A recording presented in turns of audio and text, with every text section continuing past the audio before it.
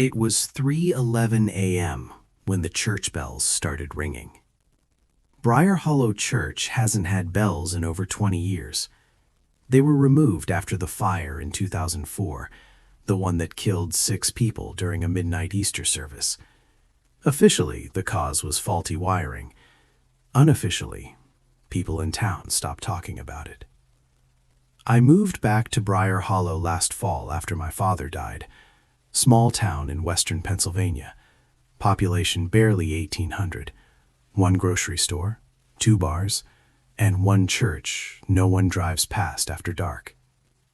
The first time I heard the bells, I was half asleep on my couch. Slow, steady, 3 rings. Then silence. I checked the clock. 3:11 a.m. I told myself it was a dream. The second night, they rang again. 3 times. Longer this time. I stepped onto my porch and looked down the road toward the church. Fog rolled low over the asphalt. The steeple stood like a black needle against the moon. No lights. No movement. But I could still feel the vibration in my chest, like the bells were inside me. The third night I drove there. I don't know why. Maybe grief makes you reckless. Maybe I just needed proof that something in this town still worked. The church parking lot was empty. Weeds split through cracked asphalt. The front doors were chained shut. But the side entrance wasn't. The chain lay on the ground, cold, as if someone had just removed it. I stepped inside. The smell hit me first. Old smoke. Charred wood buried beneath decades of dust. Moonlight spilled through stained glass that had melted and hardened into warped colors. The pews were still there, scorched black along the edges. And at the far end of the sanctuary, the altar stood untouched. Too untouched. I walked down the aisle slowly, boots echoing louder than they should have. The air felt thick, like before a thunderstorm. Halfway to the altar, the bells rang again. Not outside. Above me. I looked up. The bell tower opening was pitch black. There were no ropes, no mechanism. The ringing vibrated through the beams, shaking ash loose from the rafters. 3 times. Then silence. Something shifted behind me. I turned. The pews were no longer empty. At first I thought it was shadows, but shadows don't breathe. 6 figures sat scattered through the rows, burned silhouettes, edges blurred like smoke, their heads tilted slightly downward, as if listening. My throat tightened. I knew about the 6 victims. Everyone in town did. A mother, her twin daughters, an elderly deacon, a teenage boy, and the pastor. They never reopened the church after that night. One of the silhouettes stood. Its movement wasn't smooth. It flickered, like a damaged film reel skipping frames. And then I heard it, singing. Soft, off-key, nearer, my God, to thee. The same hymn they were singing when the fire started. The other 5 figures rose slowly, their heads turned toward the altar. The singing grew louder, layered, broken, like lungs full of smoke trying to hold a note. I backed away instinctively. My heel hit a pew. The singing stopped. All 6 heads snapped toward me at once. The air temperature dropped so fast I saw my breath. "You came back," one of them whispered. The voice sounded like it was underwater. "I never left," another said. My pulse hammered in my ears. "I didn't start the fire," I said, though no one had accused me. The figures began walking toward the altar, but their feet didn't touch the ground. They hovered inches above it. And that's when I saw something that made my stomach turn. There were 7 shadows on the floor. 6 figures, 7 shadows. The 7th shadow stood behind the altar, taller, broader, its outline wrong, stretched unnaturally long against the wall. The singing resumed, but now it wasn't mournful. It was deliberate, structured, like a rehearsal. The 7th shadow stepped forward. The temperature plummeted further. The air smelled fresh, not burned, like gasoline. A memory hit me so hard I staggered. I was 14 the night of the fire. I had been outside, with a lighter, behind the church, me and 2 friends. We were messing around, lighting old hymn pamphlets on fire for fun. I swore we put it out, but what if we didn't? The seventh shadow lifted an arm slowly. The church bells behind me slammed shut. The bells rang violently overhead. "Finish the service," the figures whispered in unison. The altar candles, long melted, suddenly ignited. Bright blue flames. The seventh shadow solidified. Not burned, not damaged. It looked like a man in the dark suit, face featureless, smooth, like wax before it hardens. "You left early," it said calmly. The pews began to shift, sliding inward, narrowing the aisle. The walls groaned. The church was shrinking. "You ran," the figure continued. The 6 burned silhouettes surrounded the altar now, heads bowed, waiting. "I was a kid," I choked. The figure tilted its head. "You were warned." The blue flames flared higher. I remembered now. We'd smelled smoke earlier that night. I'd ignored it, walked away. The bells rang faster. The roof beams cracked loudly overhead. The church wasn't burning, but it was recreating the night it did. The 7th figure extended an arm toward me. "Stay," it whispered. The doors behind me unlocked with a metallic snap. The 6 burned silhouettes turned toward me one last time. Their faces, burned hollow, lifted slowly, and I understood. They weren't angry. They were incomplete, waiting for the service to end, waiting for someone to finish what started. I ran, burst through the doors, collapsed in the gravel parking lot. Behind me, the church stood silent again. No bells, no lights, no figures. The next morning, I drove past in daylight. The bell tower had collapsed overnight, completely, crushed inward. The town said it was structural decay, but they found something in the rubble. A melted lighter, red plastic, partially fused to a beam. It wasn't mine. Mine had been blue. At least, I think it was. The bells haven't rung since, but sometimes at 3:11 a.m., I smell smoke inside my house. It was 12:06 a.m. when the hymn started again.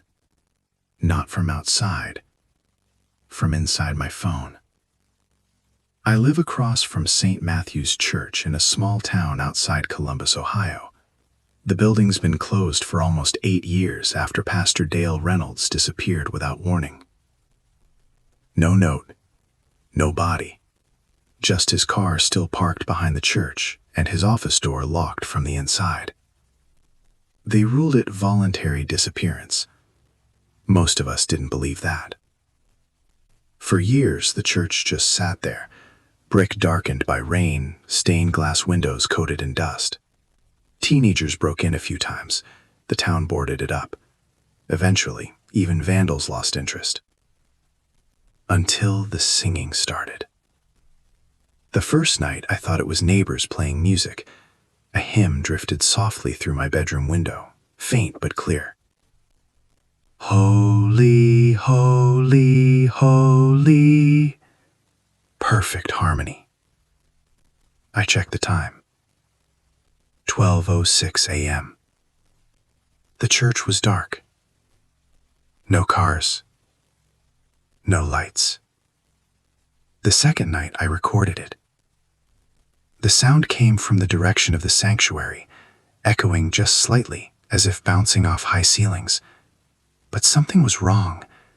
There were no breaths between verses, no pauses, no shifting of voices, just continuous, seamless sound, like lungs weren't required. I sent the recording to my brother, Ethan. He drove down the next weekend. "You're hearing things," he said at first. Then Sunday night came. We sat on my porch across from the church, my phone recording again. Midnight. Stillness. 12:06. The first note hit so cleanly it felt rehearsed. Ethan stiffened. "Okay," he whispered. "That's not speakers." We crossed the street together. The church doors weren't boarded anymore. The plywood was gone. We hadn't heard anyone working on it. The front doors were slightly open.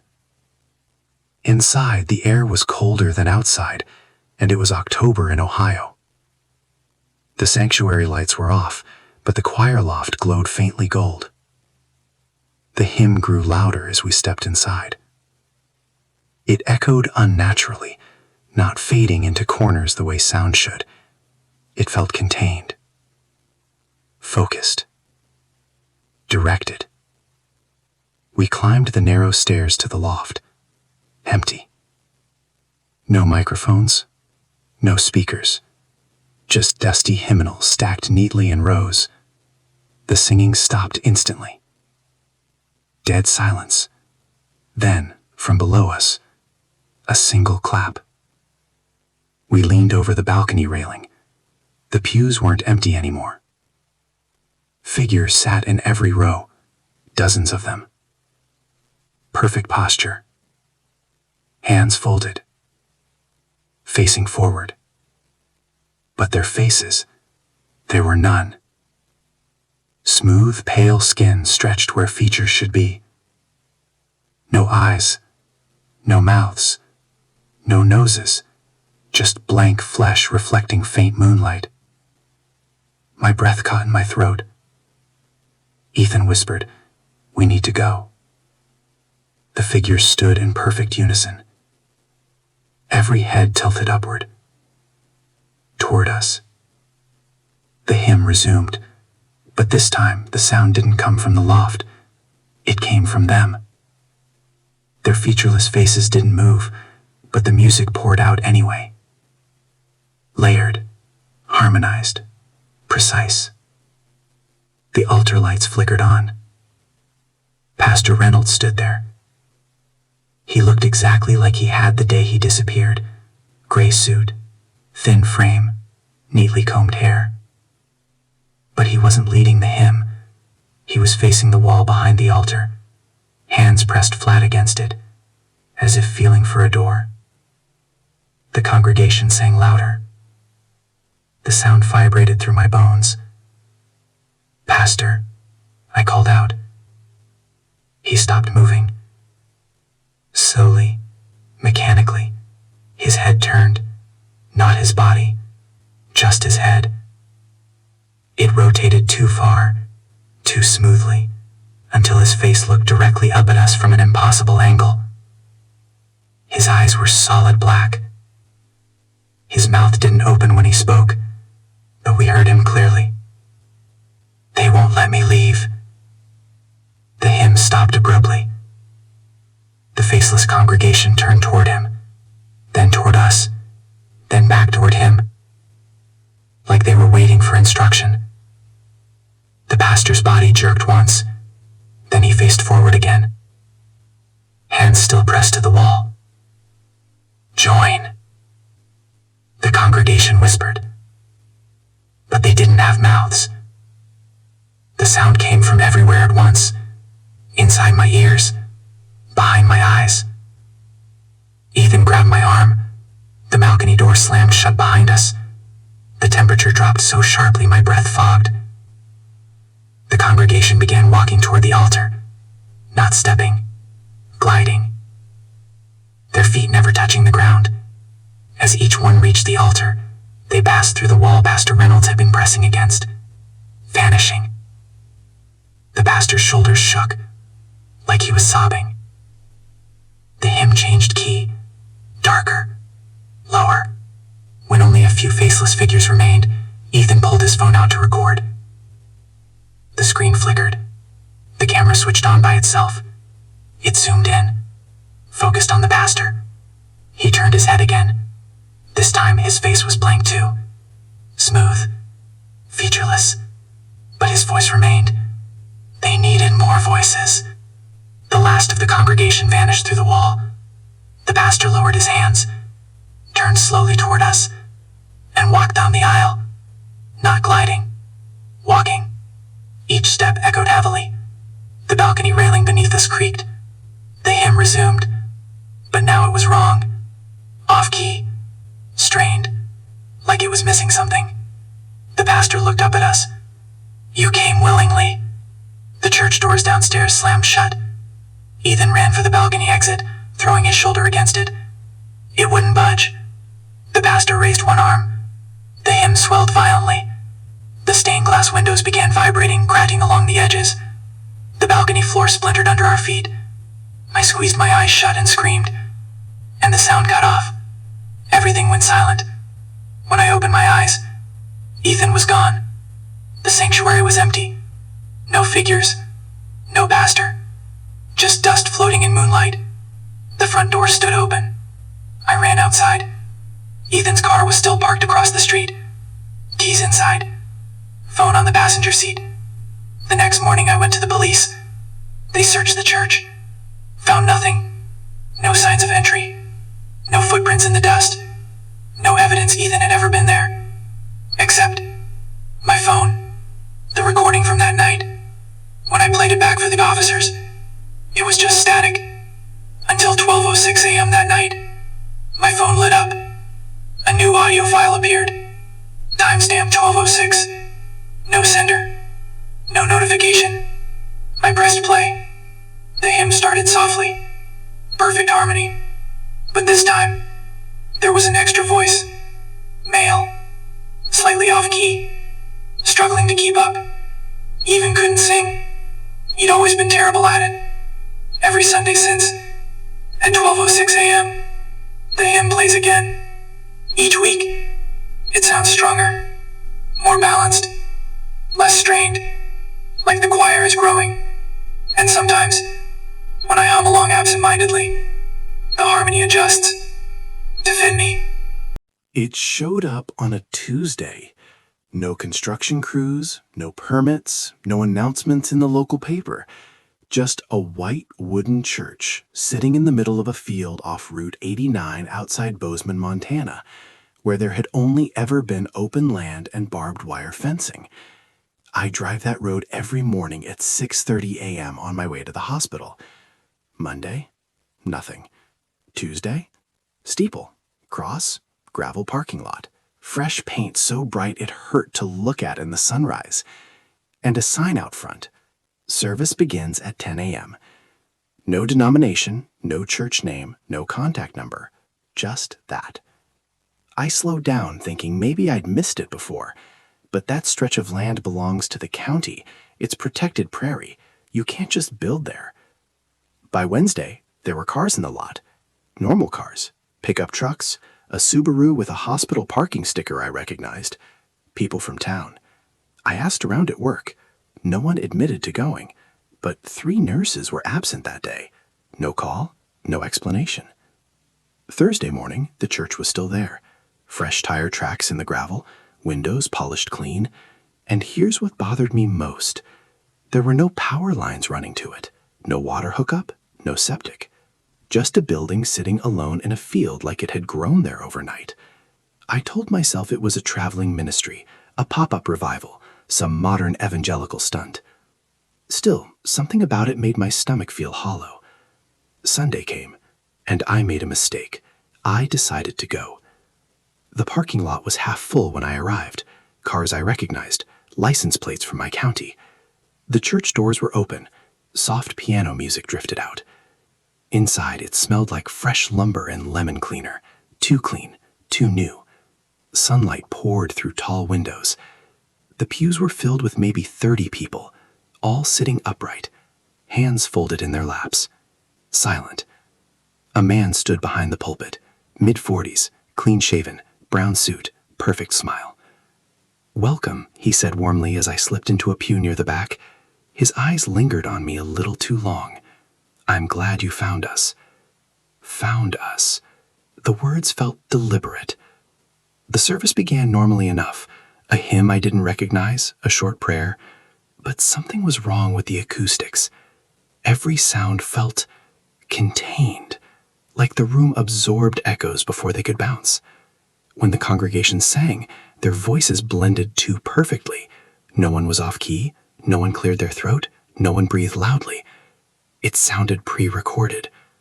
I glanced toward the doors. They were gone. Not closed. Gone.